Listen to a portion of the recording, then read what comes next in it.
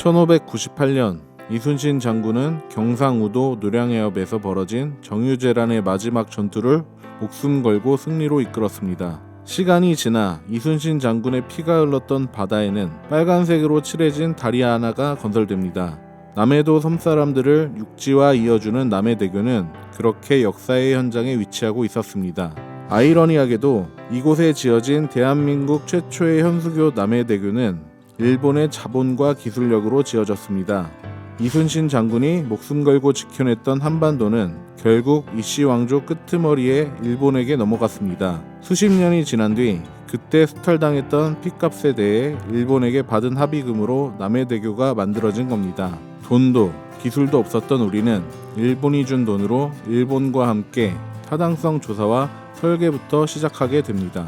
당시 아시아 최대 규모 현수교는 경간 366m의 일본 와카토 대교였습니다. 자국의 기록을 넘어서는 다리를 한국에 만들어주면서 일본이 정말 반성하고 있나 했는데 몇 년 뒤 일본은 보란듯이 경간 712m의 관몽교를 건설하게 됩니다. 결국 우리나라는 설계 실적과 경험을 쌓기 위한 시험대였던 셈입니다.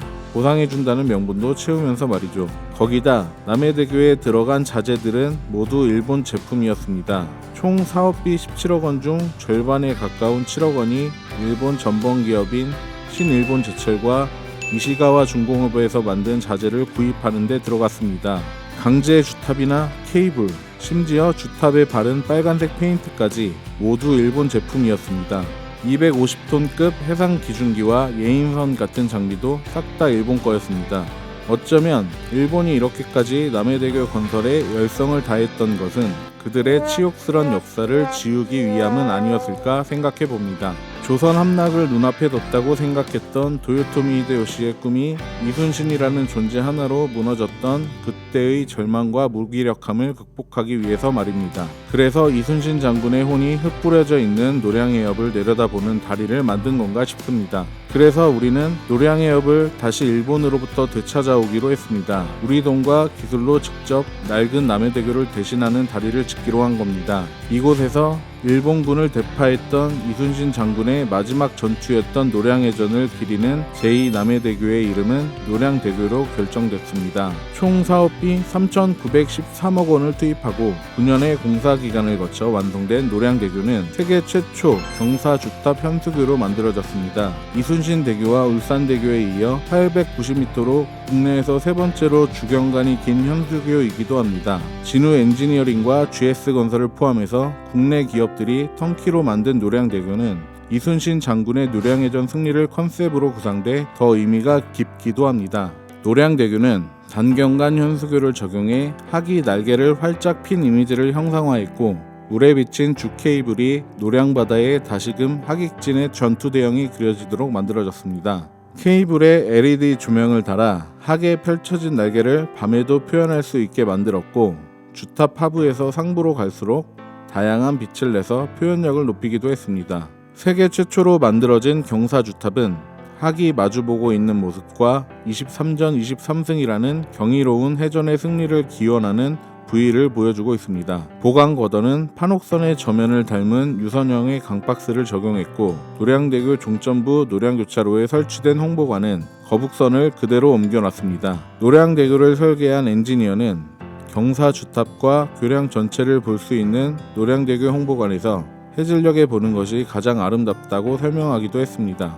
기술적인 부분으로 가보자면 노량대교는 애초 설계 단계부터 한려해상국립공원 안에 지어지다 보니 해양 환경 보존을 위해 주탑을 땅 위에 올리는 것을 기본으로 정했습니다. 그리고 감암터널이 근처에 있어서 앵커리지 설치가 가능한 곳과 주탑과의 거리가 짧아지는 문제를 해결하기 위해 경사주탑 현수교로 설계됐습니다. 경사주탑으로 만들어지면서 주경간과 측경간의 케이블 장력차가 작아져 케이블이 추가로 더 필요 없게 됐고 앵커리지 규모도 연직 주탑 대비 약 11% 감소시킬 수 있었습니다. 지형이나 선형 여건을 따져봐서 현수교의 일반적인 2차원 케이블 배치를 대신해 3차원 케이블로 설치하면서 구조적 안정성과 내풍 안정성 등을 모두 챙기기도 했습니다. 순수 국내 기술력으로 세계 최초라는 타이틀을 갖게 되는 과정은 만만하지는 않았습니다. 설계를 담당했던 엔지니어는 보강거더 가설을 주탑부에서 중앙부로 시공해 가면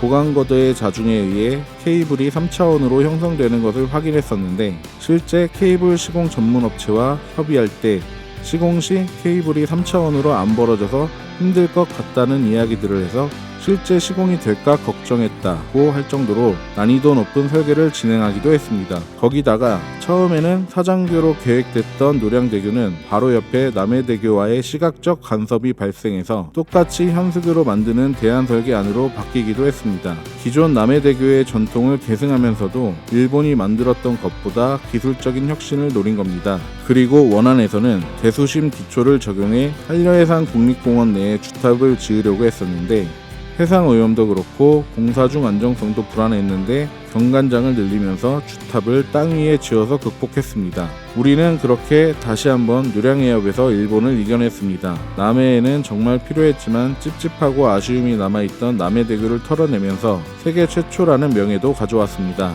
그에 비해 낡고 여기저기가 삐걱거리는 남해대교는 마치 지금의 일본을 보는 듯합니다. 아시아 최대 규모를 자랑했던 남해대교는 관리비만 연간 5억 원에 달하는 돈만 잡아먹는 애물단지로 전락했습니다. 그 사이 다리를 건설할 기술도 돈도 없어서 원수의 도움을 받았던 대한민국은 전 세계 10위의 경제력을 가진 강대국으로 올라섰습니다. 최근에는 평화 엔지니어링이 설계하고 BL-ENC와 SK 에코플랜트가 시공한 세계 최장 현수교 차나칼레 대교를 만들 정도의 기술력도 갖췄습니다.